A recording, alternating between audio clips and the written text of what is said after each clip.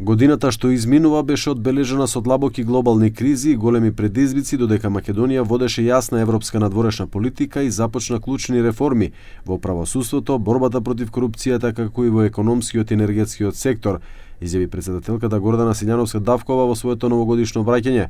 Таа како најтежок момент ја издвојува трагедијата во Кочани, нагласувајќи дека правдата останува трајна обврска. Посакувам новата година да биде време на исчекор кон траен светски мир, потпрен на меѓународното право и на меѓународните институции. Сакам ние да се вдомиме во Европската Унија, решени да живееме во амбиент на владење на правото, демократија, економски просперитет и здрава животна средина. Да ја започнеме новата година како ново поглавје со отворено срце, со неизбледена надеж и верба во нашиот потенцијал како општество, порача претседателот на Собранието Африм Гаши во своето новогодишно обраќање, истакнувајќи дека 2025 година за парламентот била година посветена на работа и чекори што оставиле трага.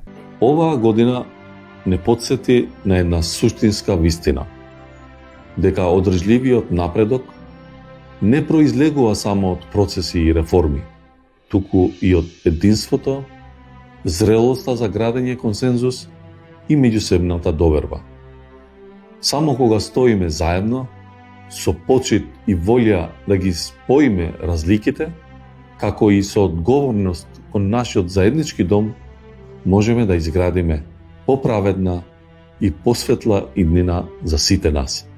Посакувајќи здравје, мир и сила во новата 2026, премиерот Христијан Мицкоски изјави дека годината што ја оставивме зад нас за владата била година на стабилизација, реформи и поставување темели, додека годината што доаѓа ја гледа како година на видливи реализации на планираните проекти.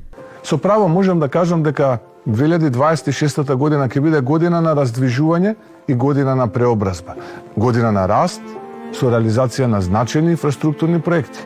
Година на економско зајакнување со нови инвестиции, поддршка за стопанството и отварање можности за работа и развој. Година на политичка стабилност во која институциите ќе функционираат појасно, поефикасно и поодговорно. Среќна, плодна и успешна нова година на граѓаните им посака и многу други државни функционери како и лидерите на политичките партии.